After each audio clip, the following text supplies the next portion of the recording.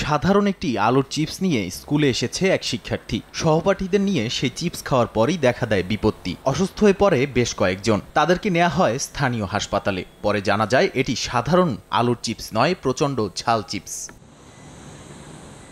স্থানীয় সময় মঙ্গলবার জাপানের রাজধানী টোকিওর একটি স্কুলে এমন অপ্রীতিকর ঘটনা ঘটে। স্থানীয় গণমাধ্যম জানায়, শ্রেণীকক্ষে প্রচণ্ড ঝালযুক্ত আলুর চিপস নিয়ে যাওয়ার পরে প্রায় ৩০ জন সহপাঠী সেই চিপস খায়। কয়েকজন শিক্ষার্থী জানায়, চিপস খাওয়ার পরেই মুখের চারপাশে ব্যথা শুরু হয়। জরুরি ভিত্তিতে ফোন করে পুলিশ ও ফায়ার সার্ভিসকে ডাকা হয়।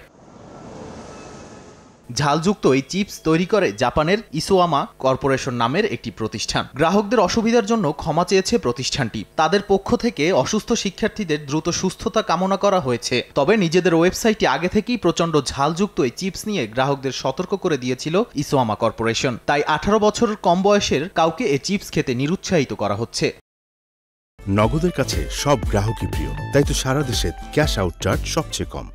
প্রতিষ্ঠানটি সতর্ক করে বলেছে, এ চিপস খেলে উচ্চ রক্তচাপ ও পেট খারাপ হওয়ার ঝুঁকি রয়েছে। তাই যাদের আগে থেকে এমন প্রবণতা আছে তাদের জন্য এ চিপস খাওয়া পুরোপুরি নিষিদ্ধ। এমনকি চিপসের প্যাকেট খোলার সময়ও সতর্ক থাকার নির্দেশনা দেয়া আছে। নাদিম মারজান, সময় সংবাদ।